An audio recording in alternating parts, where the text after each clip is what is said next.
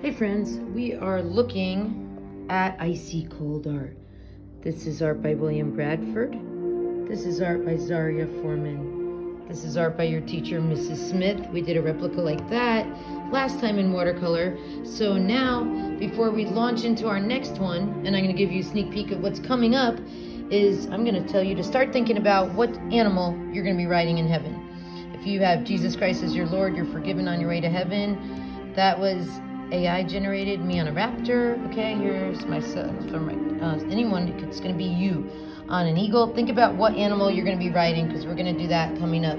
But today we're going to do a replica. We're going to copy, which means replicate, an artist. Why are we not going to be sued for copyright infringement by William Bradford? It's no longer alive, but by Zaria, who's still alive. Well, we are doing this for educational purposes. Let's look at state and worldwide standards. We're going to follow along, research and use techniques and processes of various artists to create professional or personal works. My goal is that it looks professional. All right, so everybody get out your pencil. We're going to work with color pencils today, and we are going to work with the cool colors.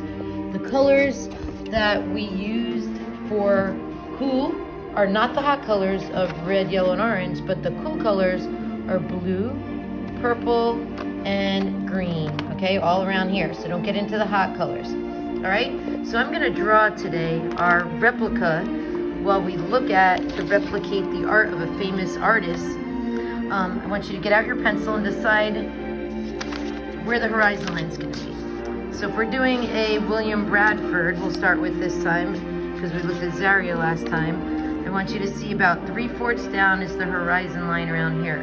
So anchor your wrist down and go across. If you're looking for black, it's over there.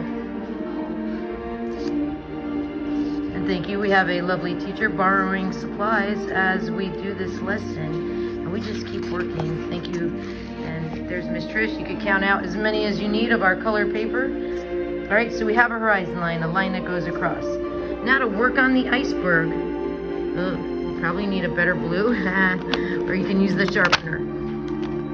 I'm going to start with blue, and I'm going to look at that shape, and I'm going to have you look at that shape and draw with me the iceberg about 3/4 over. We're going to have a line go up, a wiggling line, a line go down. And when it hits the water, you're going to do a jagged line. Now he's got another little iceberg here, some little ice in the distance, getting smaller in the distance. So I'm going to move my horizon line up now. Okay?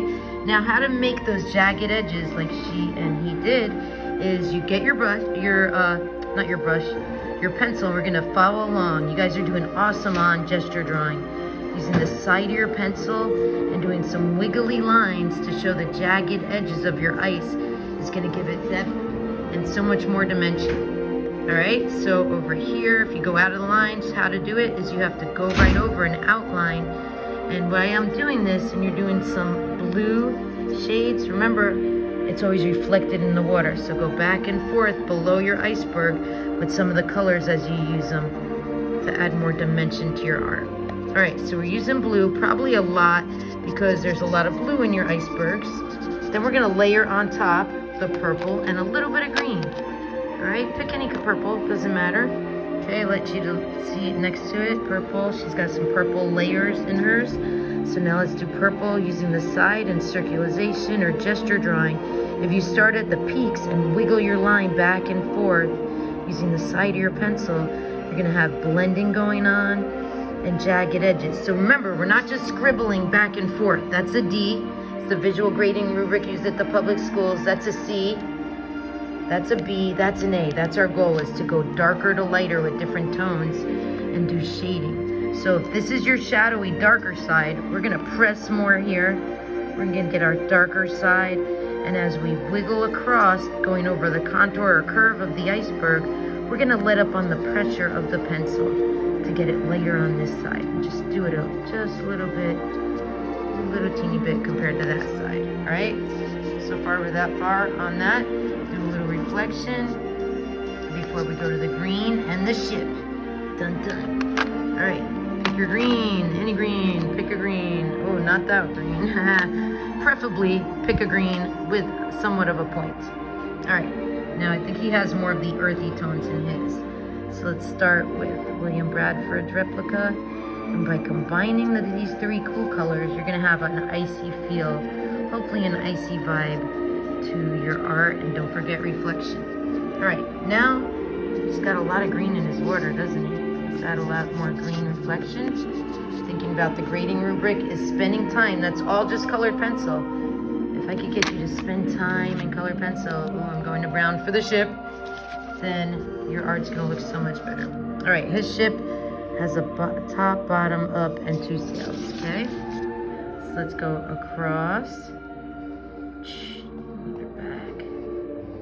Remember, anchor your wrist down so you have more stability to your line, so your hand's not in here and you're doing it all wobbly and making it look hard. Horrid, I tell you. Now see his sails, you're gonna go up and have a reflection. All right, over now from today's lesson. We're gonna keep working while looking at the replica